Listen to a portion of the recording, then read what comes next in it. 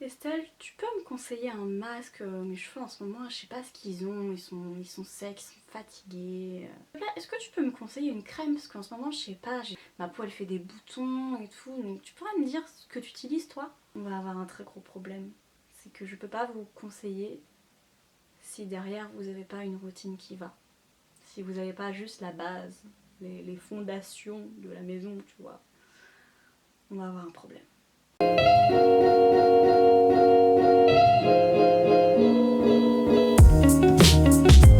Je suis énervée. Bah oui, je suis énervée parce que tout le monde me demande des masques, des shampoings, des crèmes, mais en fait la routine ne suit pas derrière.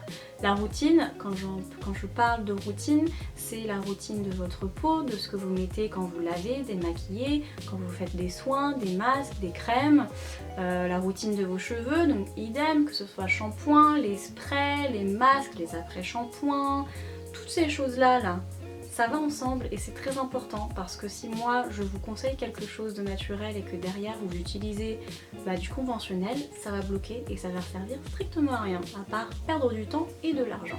Donc tout simplement la base pour vous expliquer, je ne vous conseillerais pas d'acheter des produits naturels si vous avez une routine qui est complètement chimique et conventionnelle, tout simplement parce que c'est comme si vous mettiez du soin, par exemple de l'huile de ricin pour faire pousser les cils.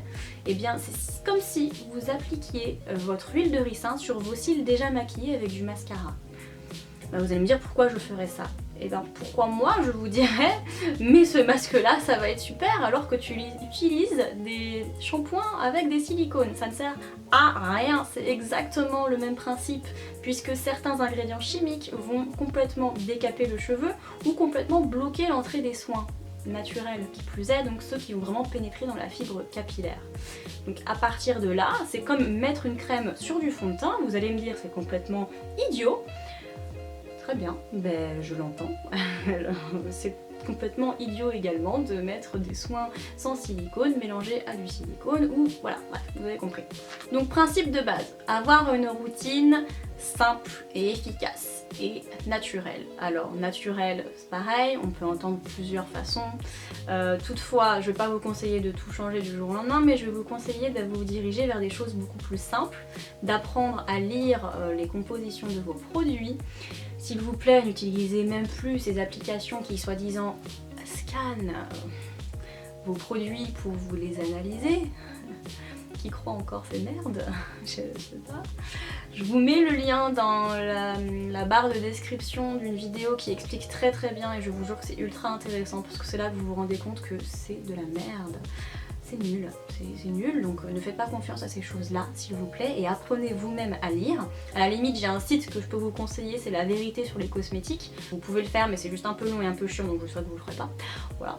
Mais en tout cas, on oublie ces applications et apprenez à lire vous-même les compositions pour savoir ce qu'il y a dans vos produits. Alors forcément, si vous utilisez des produits chimiques, vous allez très vite vous rendre compte que c'est illisible.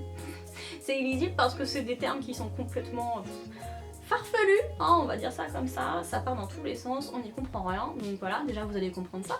Et puis c'est là que en apprenant ça, vous allez vous rendre compte que certains ingrédients n'ont pas besoin d'être mis sur votre peau ou sur vos cheveux et que du coup, ça bloque tout le processus. Donc, pour pouvoir avoir une routine la plus safe possible, on va faire une petite liste des ingrédients de base à éviter, simplement pour rappel, pour vous expliquer un petit peu leurs inconvénients une fois sur vous. J'ai ma petite liste, j'ai fait ça bien, tout ça. Ouais, voilà. Bon, alors le premier ingrédient, je pense que vous le connaissez, genre, ça fait 2 ou 3 fois que j'en parle et j'arrête pas d'en parler dans chaque vidéo, partout, le silicone. Donc je vous ai donné les exemples juste avant, c'est l'effet un peu occlusif en fait, sur votre peau comme sur vos cheveux, hein, c'est exactement pareil. Hein. Ça va vraiment faire un blocage et plus rien ne va passer. Donc les silicones, je sais même pas l'utilité. Si, le silicone ça va vous démêler, tout ça, ça va donner un aspect un peu brillant, machin, ça va durer 2 semaines, après vous allez me dire mon shampoing est nul, je change. Voilà, on connaît cette histoire, on l'a toute vécue, moi-même je l'ai vécu, je change de shampoing, il est super, 1 mois après, ça me sert plus à rien, il est nul, mes cheveux sont secs. Silicone, bonsoir. Mais ça, mais on évite, mais c'est ce qui détruit tous les efforts du naturel, vraiment tout ça là, on évite. Silicone, ça va bannir, mais clairement. sous toutes ses formes, hein, on oublie. Ensuite, le deuxième ingrédient basique, mais qu'on retrouve énormément même dans le naturel, donc c'est là la difficulté de la chose, et c'est que mon avis, mais moi je trouve que c'est important d'en parler. Lorsque vous achetez une crème et que dans la composition vous lisez les 2 premiers ingrédients qui sont ceux qui sont présents en grande quantité dans votre produit, si vous lisez eau et dans les 2-3 derrière alcool, franchement ça sert à rien. Enfin, surtout pour des peaux sensibles, même si je sais que c'est un conservateur qui peut être très bien dosé, qui peut être... ça sert à quoi? Franchement, de mettre une crème avec de l'eau et de l'alcool dans les premiers ingrédients, ça sert à quoi? Mais de l'huile et de l'aloe vera quoi, franchement hein. Même moi, hein, j'ai pas une peau forcément sensible et j'essaye de l'éviter parce que honnêtement ça me sert à rien. Je vais pas mettre de l'alcool sur ma peau, on est d'accord. Alors ceux-là ils ont fait très grosse polémique, tout le monde les connaît, enfin bref, là je vous apprends sûrement rien, mais sinon je le rappelle, les parabènes et le phénoxyéthanol qui sont je crois des conservateurs. Alors ceux-là simplement ils ont fait polémique pour leur côté allergisant et du coup soupçonnés perturbateurs endocriniens. Donc pour certains, pour le parabène on le retrouve dans quasiment plus aucun produit. Le phénoxyéthanol par contre il est toujours présent en assez grande quantité et il est vraiment soupçonné pour ça, hein, pour perturbateurs endocriniens. Donc méfiez-vous, juste pour votre santé, c'est un gros basique mais ces deux-là, faites attention. Quelque chose que vous pouvez lire facilement aussi dans les compositions chimiques et conventionnelles, c'est PEG. Donc ça c'est pareil, il est soupçonné cancérigène. On le voit moins, mais franchement on le voit dans certains produits. Ceux qui contiennent du phénoxyéthanol en général, ils peuvent contenir du PEG, hein, c'est très facile. C'est un basique aussi de la cosmétique chimique et pour le coup évitez-le, enfin soupçonné de cancérigène, c'est comme le dioxyde de titane qui actuellement est très controversé surtout en alimentation. Toutefois, essayez d'éviter tout ce que vous pouvez éviter quoi en fait, hein. Si vous pouvez éviter d'être malade, ça m'arrange quoi. Ah, oh, celui-là. Le sel d'aluminium dans les déodorants. Alors, ça, nombreuses études avec un Z devant, d'accord? Nombreuses études, que ce soit en hôpital, tout ça, hein, ont révélé la présence de sel d'aluminium dans les cancers du sein. C'est pas nouveau, ça pénètre. Cette partie-là est très sensible et très proche d'une autre partie qui est très sensible. Donc à partir de ce moment-là, je vais pas vous faire un dessin, si même les hôpitaux vous disent que c'est présent dans le cancer, enfin évitez, voilà, tout simplement. Juste pour revenir aussi sur un basique des déodorants antitranspirants, ce qu'on trouve beaucoup sur le marché. La transpiration c'est juste naturel, c'est juste nécessaire, c'est pour éliminer les toxines. Si vous gardez vos toxines, c'est comme si vous n'alliez pas aux toilettes, vraiment l'image ne complexez pas autour de ça, sauf si vous avez des problèmes de transpiration excessif niveau presque maladie, on va dire, mais décomplexez ça, hein. Pour le coup, c'est nécessaire. Antitranspirant, c'est pas normal, d'accord? Donc déodorant, par contre, sans problème, mais on évite les Oh, je l'adore celui-là. Donc pour les cheveux et pour les nettoyants visage, on évite les sulfates, donc SLS ou ALS. C'est ceux qui sont en fait les plus forts, hein, qui sont les plus décapants aujourd'hui, les plus connus, qui sont même interdits en bio hein, pour le coup. Et alors ceux-là, on va revenir sur un mythe du Moyen-Âge, hein, permettez-moi. Plus ça mousse, plus ça ne lave pas. Essayez vraiment de désassocier ce côté mousse, machin, je vais être super bien lavée, tout ça. J'ai l'air d'être une meuf sale.